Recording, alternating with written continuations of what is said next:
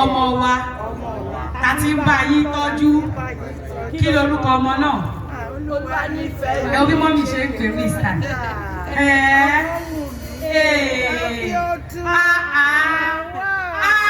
ẹ bá mi pàtẹ́wọ́ fún mọ́mí ẹ sọ wípé ẹ ṣèlérí láti fi owó fẹ́ ẹ sọ ẹ sọ wípé ẹ fi ọlá fẹ́ ẹ fi iyì fẹ́ kí Olúwa kí ó ràn yín lọ́wọ́ láti lè mú ìlérí yín ṣẹ. Bóyá pariwo sórí mọ́tò mo gbé ọjọ́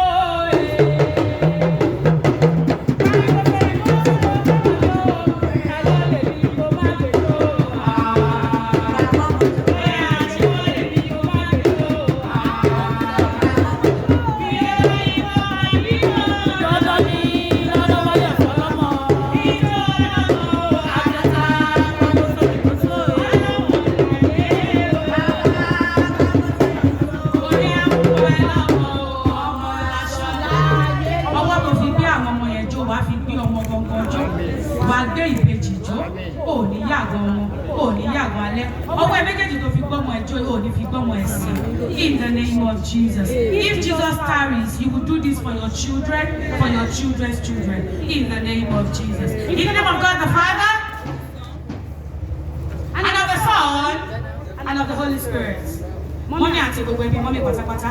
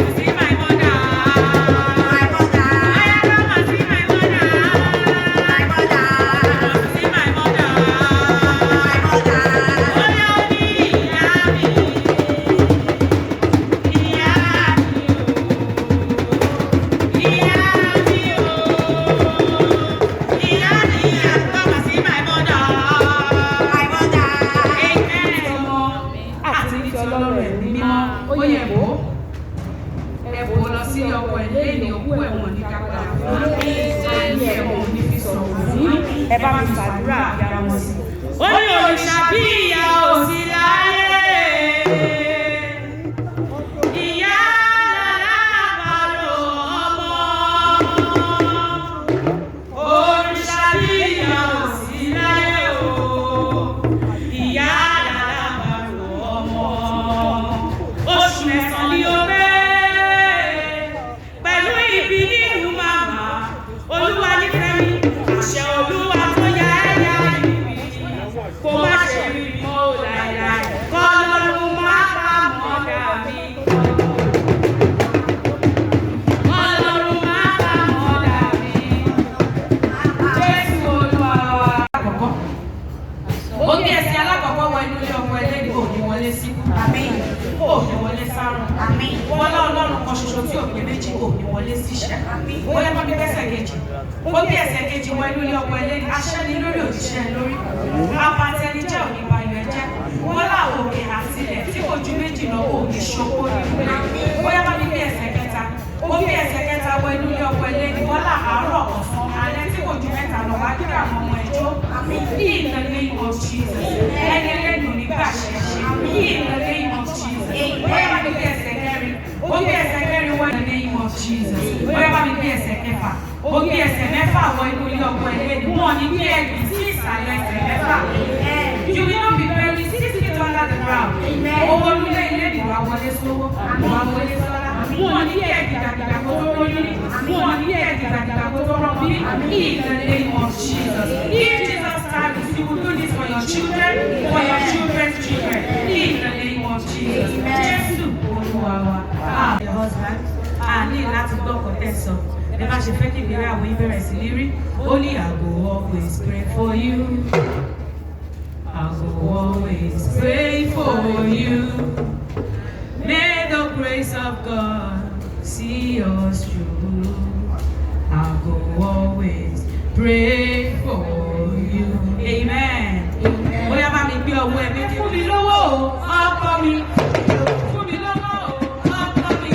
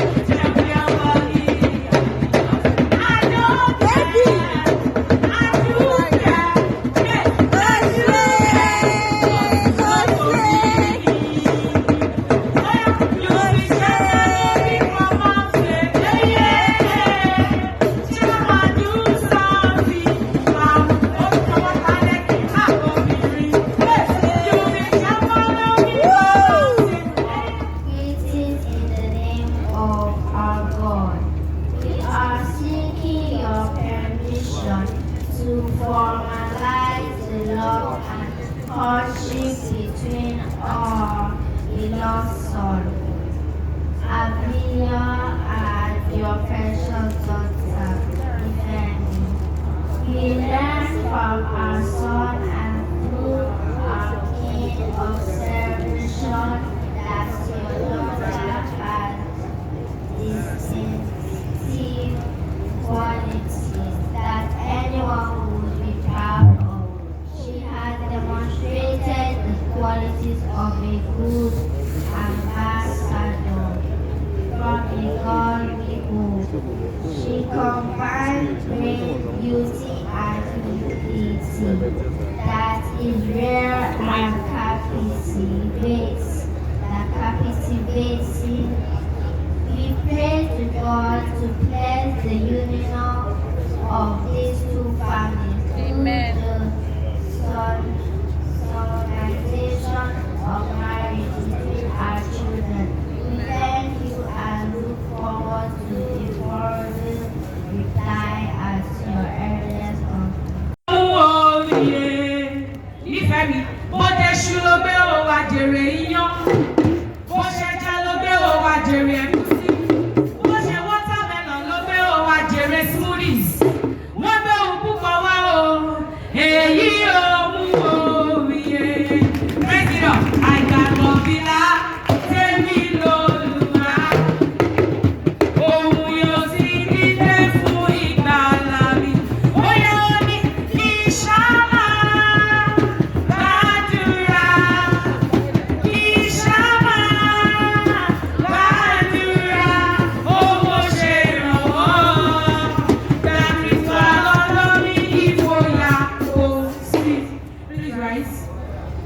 Bless the ring. Raise it up. Bless the ring in the name of God the Father, and of the Son, and of the Holy Spirit. When you look at that ring, that ring has beautiful stones. Beautiful children will surround your table. In the name of Jesus. In the name of Jesus. Amen. Place your hand on the Bible. In the name of God the Father. Slowly. Slowly. Make sure you are smiling, Nifemi. And of the Son. Slowly. Slowly. And of the Holy Spirit. And of the Holy Spirit. Amen. Did you like your ring? Did you like your ring? Put the Bible down. Now say thank you to your husband. Oh, I say, oh, now.